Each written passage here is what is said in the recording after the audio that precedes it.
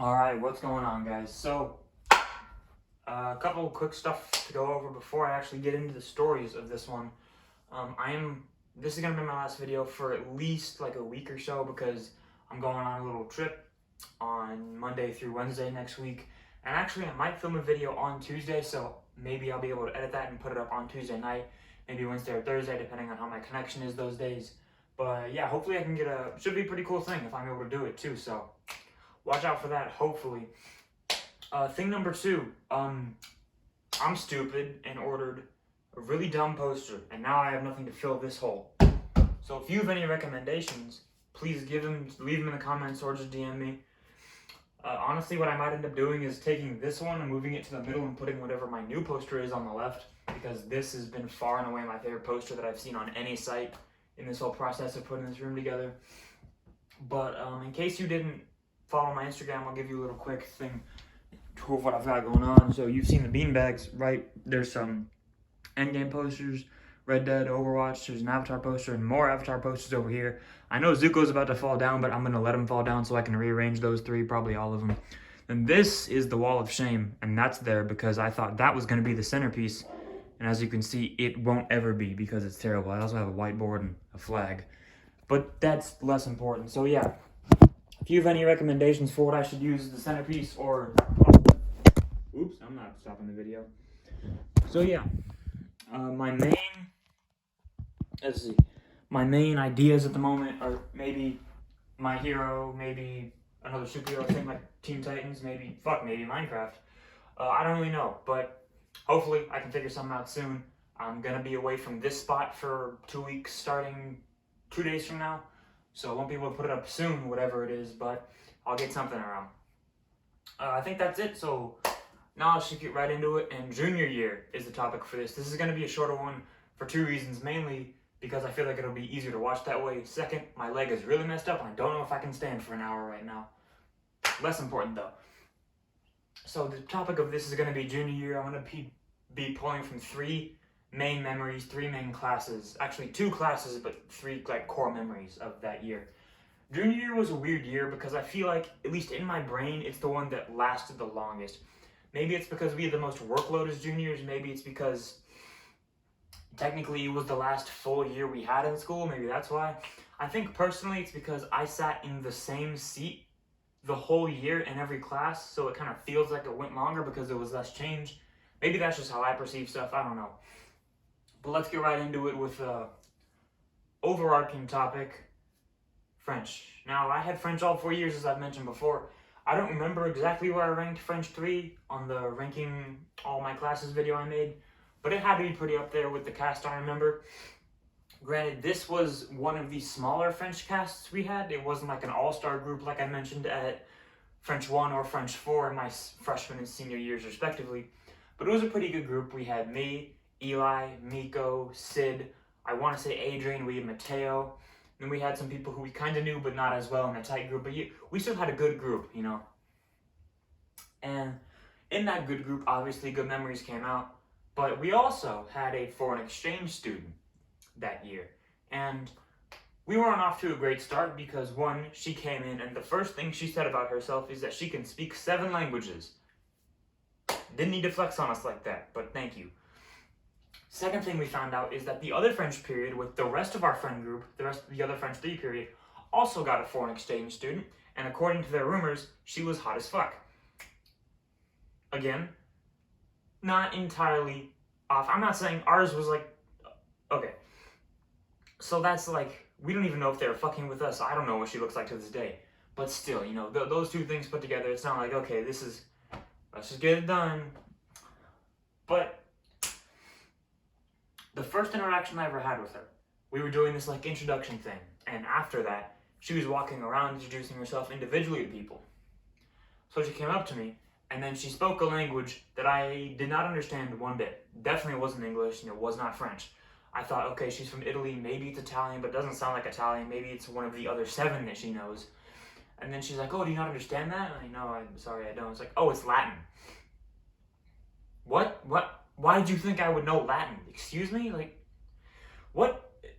That made me so mad because why did she come up to me and what went through her brain to think like, huh, I'm going to speak Latin to this kid and then be surprised when he doesn't understand a language that has been dead for centuries. Don't speak Latin to me, or anyone for that matter. Don't expect them to... Like, she did that kind of like passive-aggressive smile that you see from soccer moms. Like, oh, you don't understand that? Shut the fuck up. For the love of God, okay? Don't... That annoyed me. But what really annoyed me, I talked about this with Eli the other night. I go to Disneyland a lot. I have a video of Disneyland on my channel. That's where I'm going on Monday. That's the video that I'm hoping to put out next week. But I went really soon after she got to America. And when I get back, the first thing that I hear when I walk in the classroom is, she points at me and goes, I saw you at Disneyland. Now, in case I'm kind of the expert of skipping school to go to Disneyland, the main key of that is don't tell the teachers that you were in Disneyland, because you will automatically get less leeway on assignments that were in that period, right? You don't have to outwardly lie, just say that I'm gonna be gone, and then say literally anything else outside of I just don't want to be there. Like, just purely skipping to skip is the bottom rung. Skipping to go to Disneyland is like the second worst thing in the school's mind, right? So say anything but those two. And she decides, before I even get a chance to explain myself, to just point at me and blurt it out that I went to Disneyland, and she saw me there, which I did not see her, by the way. She went on this whole story to explain that she saw me in a very specific restaurant near a very specific place in that restaurant. And I was thinking to myself, like, did I even eat there when we went? I don't even... And then she said, like, the day and everything. I'm like, oh, I guess I did. Like, I guess I saw you too. And then it got really awkward because, you know, that moment when you're talking to someone that you don't know very well, if at all, and you say, like, oh, I saw you at that place. And they're like, oh, I didn't see you at that place. There's literally nowhere to go from there. So even the teacher was like, okay, let's just move on, stop talking. That made me so fucking peeved off, because, like, at least give me a chance to lie, right?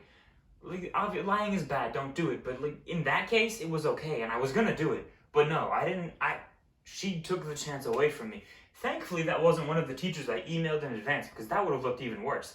If I had emailed that teacher that I was gonna be gone before I was gone, and then the first thing she hears when I come back is, oh, he was in Disneyland. That would have sucked, but still, like, don't rat me out for going to fucking Disneyland, okay?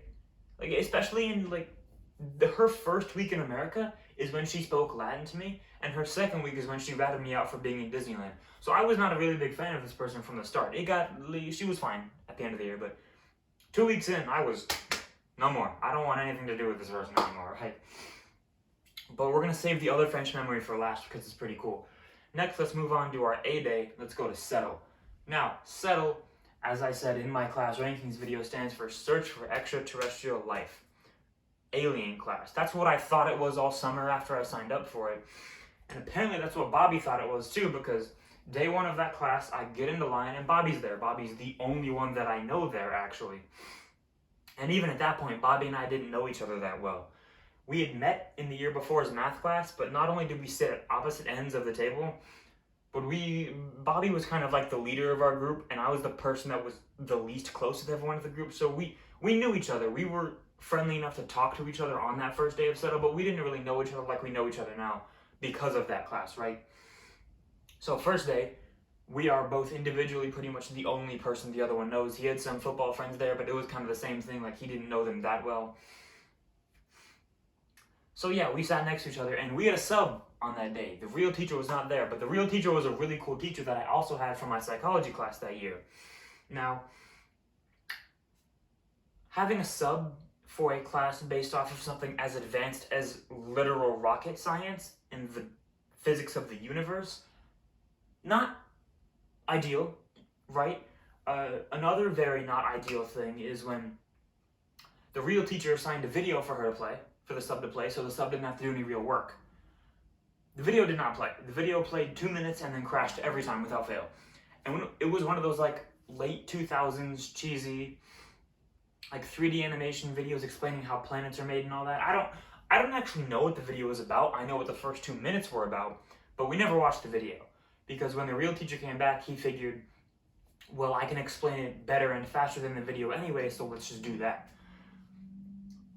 Side note, the teacher was gone. because he was helping with this thing called, freshman boot camp, which is like the freshman's big introduction to the school.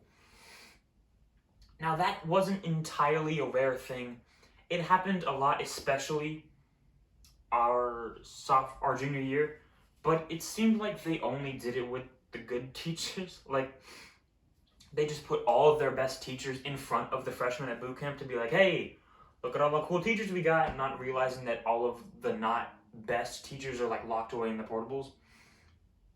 But, so, yeah, I don't know if that's entirely why they did it, but it's kind of a coincidence that 4 of the 5 best teachers, according to the students, were always at boot camp.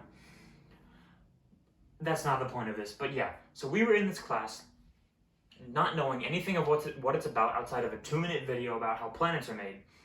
And with the title of the class being Search for Extraterrestrial Life, our minds immediately went to, oh, this is going to be a conspiracy theory class. That's kind of why we signed up. It wasn't. It was actually like science-based. We had to learn about propulsion, about the physics of the universe, how to get a rocket into space. It was actually really cool. I'll talk about that in a different video. I talked about it in another older video too. They were making all the classes thing. But day 1 of this class was very strange because Bobby and I were sitting there with the lights off because we were going to watch the movie, but the movie didn't play, so the teacher just left the lights off. We were just stalling time. But that was not the point of view for the other 20 students in the class, because in their minds this was 80 minutes of free time, because our class periods in high school were 1 hour and 26 minutes long, and it took 6 minutes to play the failed video, so the rest was up to us. It's not, let's run down the list here. It's a group of people who thought they signed up for a conspiracy theory class.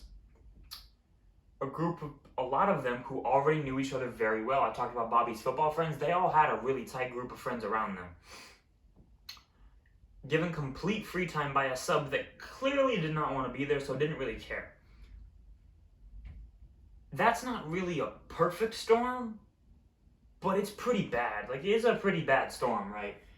So, less than 20 minutes and people were blaring YouTube videos and meme sounds all over. Someone was yelling gulag by half an hour in, dude. It was a mess from day 1. And eventually it got back to it, but then eventually it slowly decayed back into that state towards the end of the year when we were given Legos and given free time because there was a school shooter warning, which, fuck it, I'll tell that story now. So, we had a big school shooter threat our junior year. I'm not going to go into crazy detail about it because it's kind of boring in hindsight. But yeah, pretty much, long story short, the day that there was like the biggest shooter threat, the day that like people were expecting it to happen, we had like SWAT teams all over school. We were in that class, not that many people there because like the attendance of the school as a whole was at like 30%, which is awful, but that class was not so surprisingly so pretty full because most of those people were 17 or 18 years old, so they drove themselves to school or just didn't really care that much about the school shooter threat, which, I mean, props to them because it gave way to this moment. And all of a sudden, the fire alarm goes off. This is very, very soon after a school shooting that got super popular around the nation, where the shooter pulled the fire alarm and then you know what happens next. So that happens. The teacher immediately stands up and said, no one goes anywhere, okay? No one goes anywhere. So we're all chilling and pretty much like silent because none of us really thought it was real, but we all had that suspicion in the back of our minds, and then this happens. Like we were all at least a little bit scared, whether you wanted to admit it or not, right? Like, we had fear in the back of our minds. And all of a sudden, there's a knock on the door. But the teacher saw someone run up to the door and someone that was in our class. So he, like, really quick let him in and locked the door again. And then the person who came in was a girl, and she said, I ran away from the bathroom because I was in the bathroom when it happened and I got scared. And everyone sits down, still silent, because they think that she saw something or she was scared and ran away. We were all sitting there terrified, and this one dude who sat in the corner and played Angry Birds and Balloons TD Defense on his phone all year looks up and goes, "Did someone pull a fire alarm?" Everyone kind of looks over and goes, yeah. And then he goes, well, that wasn't very cash money of them. And then just looks down at his phone, and everyone broke out into laughter, including the teacher, right? Like that was genuinely one of the funniest moments of my junior year, because so nonchalantly, like in the middle of a literal life-threatening event possibly, just looks up from his game of Angry Birds and says, that wasn't very cash money of them. And then doesn't even laugh at his own jokes, looks right back down at his Angry Birds. That was the funniest thing ever. That guy's name was Ricky, by the way. Shout out to him. And no one really cared about like the threat after that, because we were just kind of having a good time. Even the teacher was like, okay, it's been 20 minutes, it's probably going to be fine. Turns out someone was vaping in the bathroom and it set off a sensor, so fuck that guy. But that was a great memory from that class. Now let's wrap it up with the last memory. This is back to French. In French class, we went on a field trip junior year. The French teacher tried to set up field trips every year, mainly to these plays that would happen in San Francisco. Because a lot of big plays that happen are based off of French stories, or are partly in French, or written by French people, or take place in France. For a lot of different reasons. Paris specifically is a very artistically centered place, and the media that comes from it shows that, right?